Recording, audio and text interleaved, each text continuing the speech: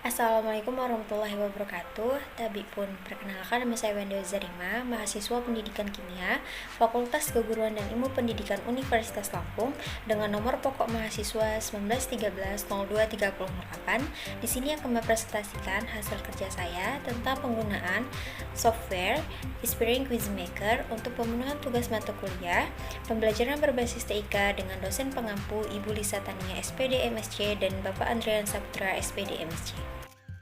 Adapun kompetensi dasar dan indikator pencapaian kompetensi untuk materi reaksi reduksi dan oksidasi kelas 10 adalah sebagai berikut.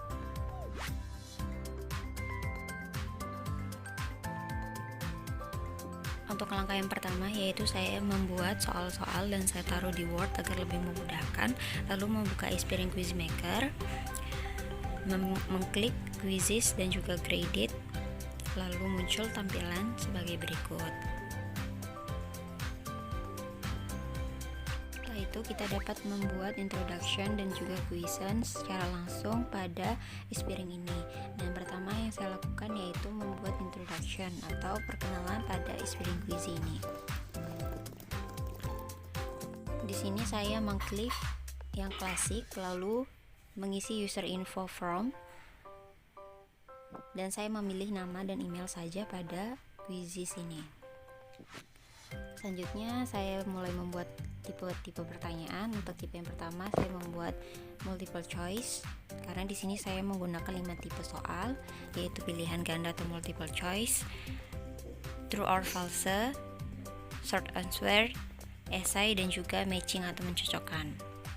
Langkah yang pertama setelah muncul multiple choice, kita memasukkan soal serta jawaban. Dan di sini saya memasukkan gambar tabel dengan cara mengklik gambar lalu memilih lokal tempat penyimpanan gambar tersebut.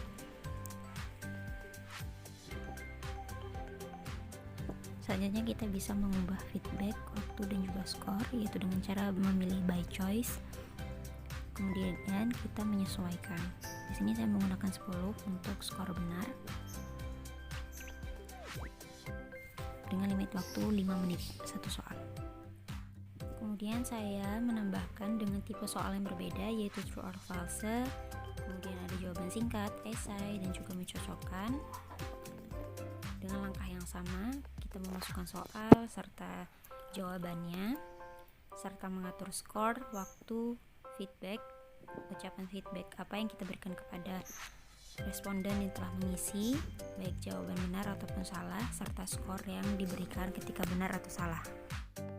Karena di sini banyak menuliskan terkait tentang penulisan kimia, maka kita dapat menggunakan pilihan equations agar tulisan yang kita buat sesuai dengan maknanya.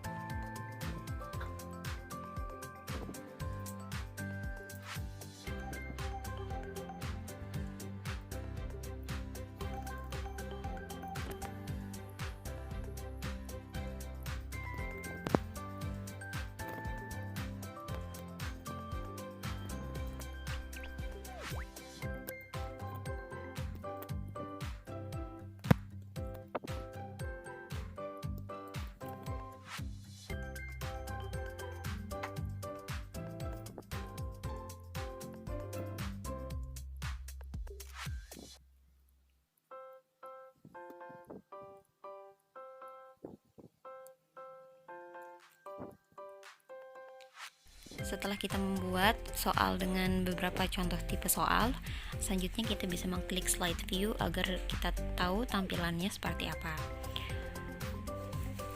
Nah, di sini kita juga dapat mengubah background dari Inspiring Quizmaker kita agar lebih menarik. Nah, di sini saya memilih warna background dengan daun-daun. Kemudian kita klik open, select gambar, kemudian apply to all.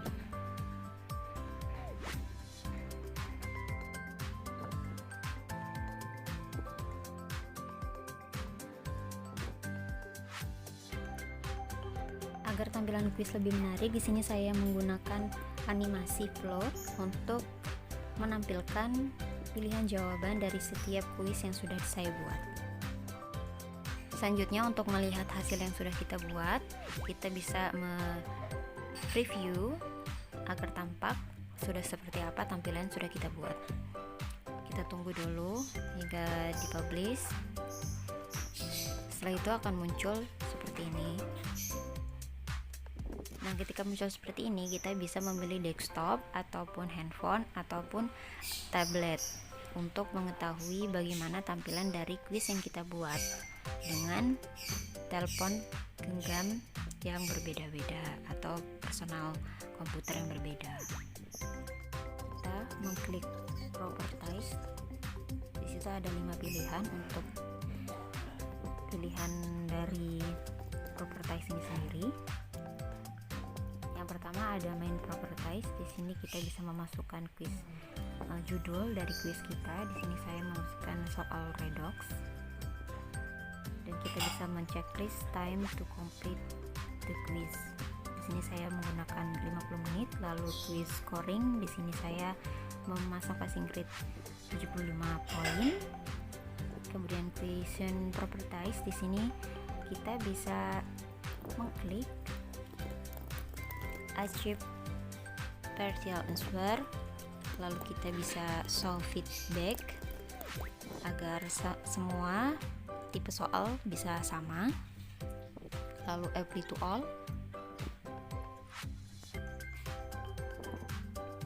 Kemudian yaitu question list. Nah, di sini kita bisa melihat berapa banyak soal yang sudah kita buat, kemudian kita bisa merandomkannya agar setiap siswa ataupun responden yang membuka itu acak. Kita klik question group, kemudian checklist, dan pada bagian number of question kita klik all. Selanjutnya yaitu kita mengklik reporting dan menceklis send report to instructor. Di sini saya memasukkan email saya agar semua jawaban responden terkumpul atau terkirim ke email saya. Kemudian untuk report title, di sini saya menambahkan from nama saya Wenda Zarima Wenda. Kemudian direction saya checklist semua dan mengatur limit waktunya. Klik save. Kita mengklik player, kemudian muncul tampilan seperti ini. Lalu fitur, di sini kita bisa menceklis show question number, show award point, dan juga ada question listnya. Kita checklist semua agar tampilan pada saat quiz berlangsung itu terlihat waktunya, pertanyaan sudah keberapa, dan juga skor yang sudah diperoleh. Ini saya checklist semua.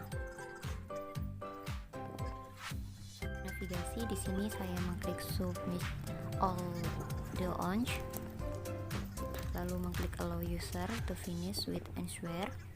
Kemudian di sini untuk teks labelnya bisa kita ganti, preview itu bisa kita ganti jadi kembali, dan next bisa kita ganti dengan bahasa Indonesia selanjutnya. Setelah itu kita klik apply and close agar tersimpan.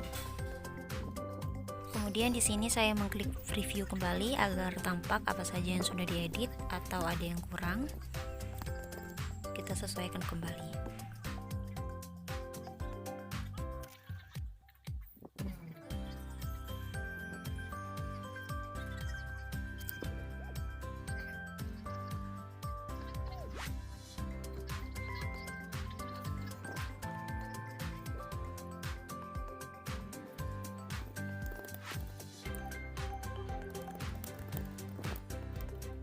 Kemudian di sini kita slide view.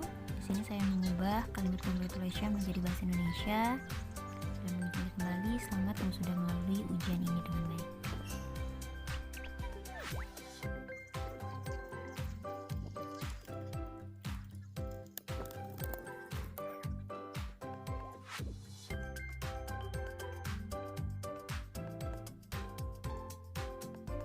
Berikut ini merupakan hasil Experience Quizmaker saya yang saya sudah persiapkan. Karena tadi saya mencontohkan hanya dengan 5 tipe soal saja, ini sudah dengan 10 soal dengan 5 tipe soal yang berbeda. Pada Experience yang ini sudah saya edit dengan rapi, baik itu penulisannya maupun dalam option yang lainnya agar sesuai. Nah, berikut ini merupakan tampilan Experience yang sudah saya buat dengan sudah 10 soal.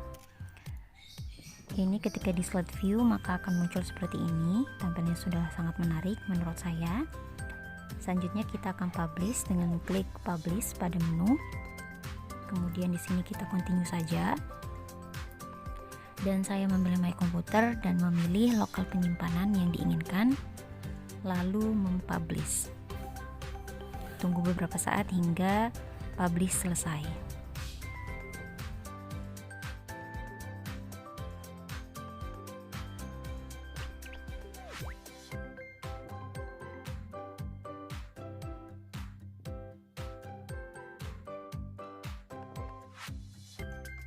Karena kita menyimpan pada my komputer, maka link yang kita simpan pada penyimpanan lokal internal kita itu tidak bisa digunakan atau disebar, sehingga caranya kita harus upload dulu terlebih dahulu di Google Drive dengan mengklik tambah, lalu upload folder, kemudian diupload. Setelah itu kita atur dulu terlebih dahulu terkait dengan siapa saja yang akan bisa mengakses link tersebut. Kemudian setelah kita ubah, kita klik laman drv.tw, kemudian hot in Google Drive, lalu kita memilih akun Google yang kita pakai di Experience tadi. Di sini saya memakai akun saya. Setelah itu klik izinkan. Setelah kita mengklik izinkan, tunggu beberapa saat hingga muncul link yang dapat kita akses dan kita bagikan kepada semua responden.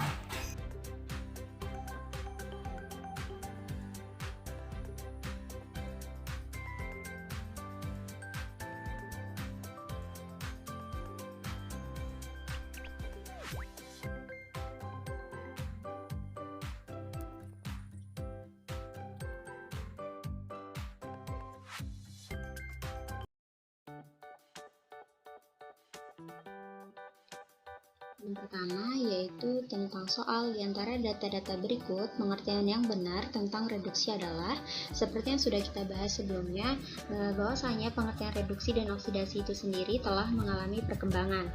Pada awalnya, reaksi reduksi oksida dikaitkan dengan pengikatan dan pelepasan oksigen, kemudian dikembangkan menjadi proses serah terima elektron dan perubahan bilangan oksidasi. Berdasarkan ketiga konsep tersebut, dapat disimpulkan bahwasanya reaksi oksidasi yaitu pengikatan oksigen, pelepasan elektron, dan kenaikan bilangan oksidasi. Sementara reaksi reduksi ialah reaksi pelepasan oksigen, penyerapan elektron, dan penurunan bilangan oksidasi berdasarkan perkembangan konsep reaksi reduksi oksidasi. Sehingga pada soal tersebut jawaban yang tepat yaitu yang D, di mana reaksi reduksi yaitu pelepasan oksigen, penyerapan elektron, dan juga penurunan bilangan oksidasi. Soal selanjutnya yaitu bilangan oksidasi Br tertinggi terdapat pada senyawa. Nah, untuk menjawab pertanyaan ini, kita harus mengingat kembali aturan menentukan bilangan oksidasi. Adakah yang masih ingat aturan menentukan bilangan oksidasi? Berikut ini merupakan aturan menentukan bilangan oksidasi. Dengan mempertimbangkan keelektronegatifan unsur, dapat disimpulkan suatu aturan untuk menentukan bilangan oksidasi.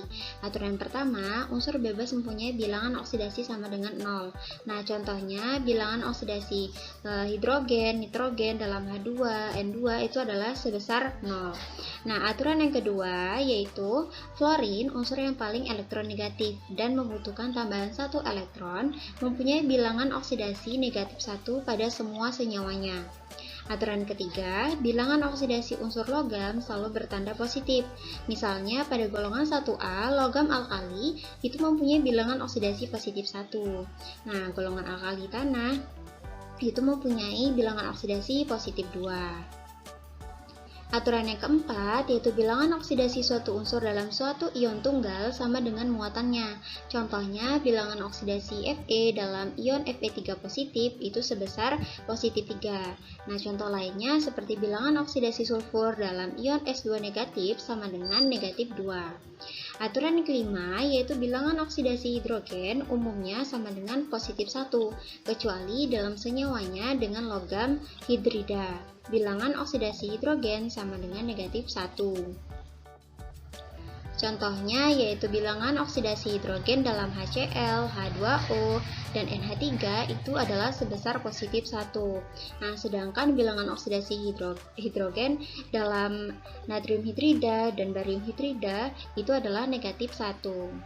Selanjutnya aturan yang keenam yaitu bilangan oksidasi oksigen umumnya negatif 2. Contohnya, bilox oksigen dalam H2O dan MgO itu adalah sebesar negatif 2. Kecuali dalam OF2, bilangan oksidasi oksigen sama dengan positif 2. Selanjutnya, kecuali dalam peroksida seperti H2O2, bilangan oksidasi oksigen sama dengan negatif 1. Yang ketiga, dalam superoksida atau O2 negatif seperti KO2, bilangan oksidasi oksigen sama dengan negatif 1/2. Nah, aturan yang ketujuh yaitu jumlah bilangan oksidasi unsur-unsur dalam suatu senyawa sama dengan 0. Misalnya dalam H2SO4, biloxnya yaitu sama dengan 0. Nah, selanjutnya aturan yang ke-8 yaitu jumlah bilangan oksidasi unsur-unsur dalam suatu ion poliatom sama dengan muatannya. Contohnya dalam S2O32 negatif, bilangan oksidasinya yaitu negatif 2. Penjelasan lebih lengkap dapat diakses melalui link YouTube yang tertera. Berdasarkan aturan menentukan bilangan oksidasi tersebut, kita dapat mengetahui bilangan oksidasi Br tertinggi terdapat pada senyawa apa. Nah, pada senyawa HBrO4, bilangan oksidasi Br yaitu positif 7. Pada senyawa Ca, BrO 2 kali, bilangan oksidasi Br yaitu positif 1. Nah, pada senyawa Fe, BrO2 3 kali, bilangan oksidasi Br yaitu sebesar positif 3. Dan pada senyawa PbR4, bilangan oksidasi Br adalah negatif 1, dan juga pada AlBr3, bilangan oksidasi Br yaitu negatif 1.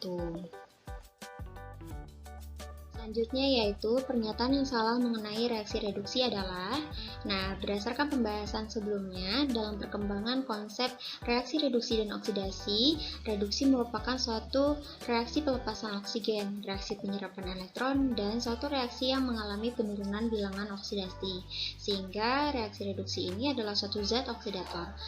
Pada pernyataan yang salah pada soal tersebut, jawaban yang tepat adalah zat reduktor, sebab reaksi reduksi ini merupakan suatu zat oksidator. Selanjutnya yaitu unsur klorin dapat membentuk asam-asam yang mengandung oksigen yang disebut dengan asam oksihalogen. Nah, klorin yang terdapat dalam senyawa HClO4 mempunyai bilangan oksidasi berapa? Nah, bilangan oksidasi Cl pada senyawa tersebut yaitu, nah, pada HClO4 bilangan oksidasi hidrogen sama dengan positif 1, ditambah bilangan oksidasi Cl dan ditambah dengan bilangan oksidasi oksigen, di mana negatif 2 dikali 4 sama dengan 0. Nah, sehingga diperolehlah bilangan oksidasi Cl sebesar negatif 1 ditambah dengan 8, sehingga bilangan oksidasi Cl yaitu positif 7. Selanjutnya yaitu soal pada reaksi 4 HCl aqueous plus 2 S2O3 2 negatif aqueous membentuk 2 S solid plus 2 SO2 plus 2 H2O liquid plus 4 Cl negatif aqueous. Nah, berapakah perubahan bilangan oksidasi unsur belerang? Nah, untuk menjawab pertanyaan tersebut, kita harus mengetahui terlebih dahulu bilangan oksidasi di setiap senyawanya. Nah, bilangan oksidasi sulfur atau belerang dalam S2O3 2 negatif yaitu positif 2, di mana diperoleh dari nilai muatannya negatif 2, sedangkan bilangan oksidasi oksigen itu adalah negatif 2 dikali 3 adalah positif 6, sehingga bilangan oksidasi S2 ini adalah positif 4. Nah, karena S2 ini adalah mempunyai 2, sehingga positif 4 dibagi 2 sama dengan positif 2, sehingga bilangan oksidasi belerang dalam S2O3 2 negatif yaitu sebesar positif 2. Sedangkan pada produknya 2S, bilangan oksidasi S adalah sebesar 0 sesuai dengan aturan yang menentukan bilangan oksidasi, yaitu unsur bebas. Nah, selanjutnya dalam SO2, bilangan oksidasi S yaitu positif 4 diperoleh dari bilangan oksidasi oksigen itu adalah 2 dikali negatif 2 yaitu negatif 4, sehingga bilangan oksidasi S itu adalah positif 4. Sehingga diperolehlah jawaban yang tepat yaitu positif 2 menjadi 0 dan positif 4.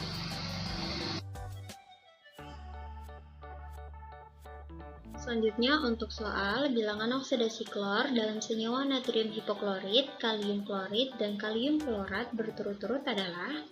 Nah, untuk pembahasannya, bilangan oksidasi klor dalam natrium hipoklorit atau NaClO. Nah, bilangan oksidasinya yaitu bilangan oksidasi Na ditambah dengan bilangan oksidasi Cl ditambah dengan bilangan oksidasi oksigen sama dengan 0. Nah, bilangan oksidasi Na itu adalah positif 1 ditambah bilangan oksidasi Cl sama dengan negatif 2 sehingga sama dengan 0. Nah, sehingga diperolehlah bilangan oksidasi Cl yaitu 0 dikurangi 1 ditambah 2 sama dengan positif 1. Nah, untuk kalium klorid atau KClO2. Nah, pada senyawa ini bilangan oksidasi Cl-nya yaitu bilangan oksidasi K ditambah dengan bilangan oksidasi Cl ditambah dengan bilangan oksidasi O. Nah, bilangan oksidasi K sama dengan positif 1 ditambah dengan bilangan oksidasi Cl ditambah dengan bilangan oksidasi oksigen yaitu 2 dikali negatif 2 sama dengan 0, sehingga diperolehlah bilangan oksidasi Cl yaitu 0 dikurang 1 ditambah 4 sama dengan positif 3. Sedangkan pada kalium klorat atau KClO3, bilangan oksidasi Cl-nya yaitu diperoleh dari bilangan oksidasi K ditambah bilangan oksidasi Cl ditambah dengan bilangan oksidasi oksigen. Nah, bilangan oksidasi K itu adalah sebesar positif 1 ditambah dengan bilangan oksidasi Cl ditambah dengan bilangan oksidasi oksigen yaitu 3 dikali negatif 2 sama dengan 0, sehingga diperolehlah bilangan oksidasi Cl yaitu positif 5. Nah, berdasarkan pembahasan ini, maka jawaban yang tepat yaitu positif 3, positif 1, positif 3, dan positif 5. Selanjutnya yaitu pada soal apakah benar pada reaksi Fe2O3 plus 3CO membentuk 2Fe plus 3CO2 zat yang mengalami reduksi adalah Fe2O3. Nah, untuk menjawab soal tersebut, langkah pertama yang harus dilakukan yaitu menentukan unsur mana yang mengalami perubahan bilangan oksidasi. Nah, pada senyawa Fe2O3, bilangan oksidasi Fe itu adalah positif 3 yang membentuk 2Fe dengan bilangan oksidasi 0. Nah, pada senyawa 3CO mempunyai bilangan oksidasi positif 2 yang membentuk 3CO2 dengan bilangan oksidasi C yaitu sebesar positif 4. Berdasarkan reaksi tersebut, kita telah mengetahui mana reaksi yang merupakan reaksi reduksi dan mana reaksi oksidasi. Nah, berdasarkan reaksi tersebut, yang merupakan reaksi reduksi yaitu Fe2O3 dengan hasil reduksinya yaitu 2Fe, dan yang mengalami reaksi oksidasi yaitu 3CO membentuk 3CO2 sebagai hasil oksidasinya. Selanjutnya yaitu soal jawaban singkat. Nah, tentukan bilangan oksidasi unsur dalam senyawa NO, NO2, HNO3, dan N2H4. Nah, untuk menjawab pertanyaan ini sama seperti pertanyaan sebelumnya, yaitu dengan memperhatikan aturan-aturan menentukan bilangan oksidasi. Nah, sehingga diperolehlah bilangan oksidasi N dalam NO yaitu positif 2, HNO3 positif 5, NO2 sama dengan positif 4, dan N2H4 sama dengan positif 2.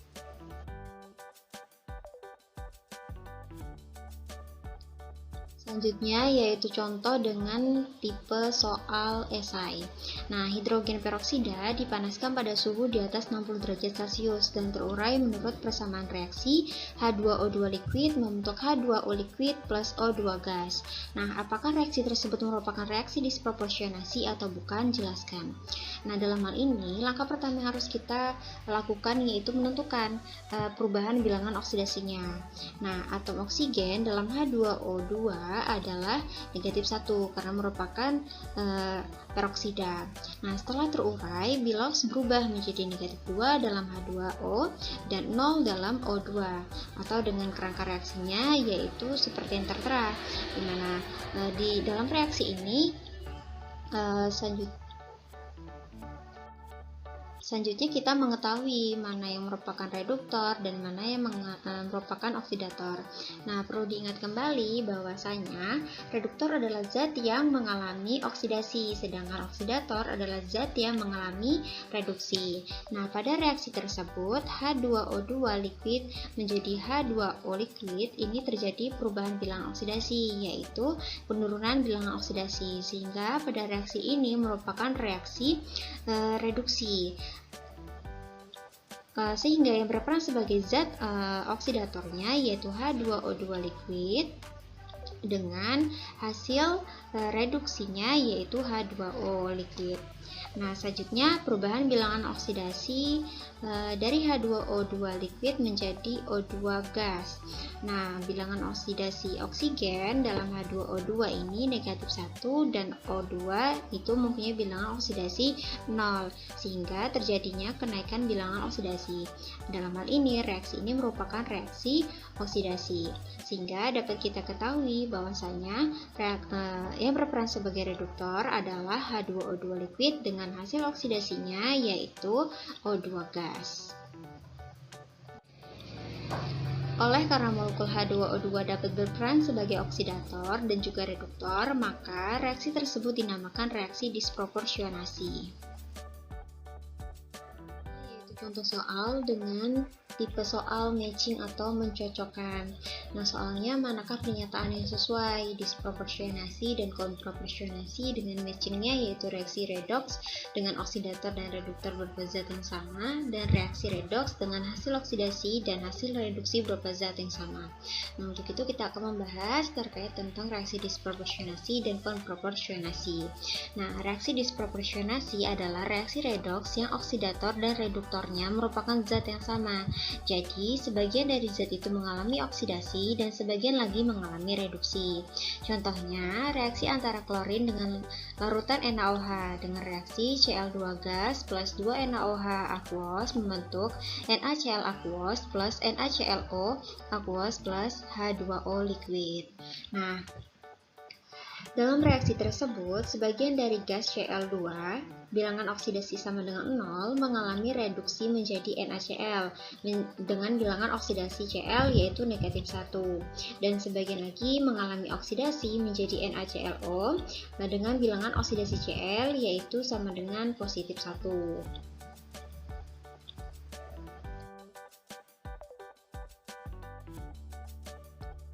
Nah, sedangkan untuk reaksi kontraporsionasi merupakan reaksi kebalikan dari disproporsionasi, yaitu reaksi redoks yang mana hasil reduksi dan oksidasinya adalah zat yang sama.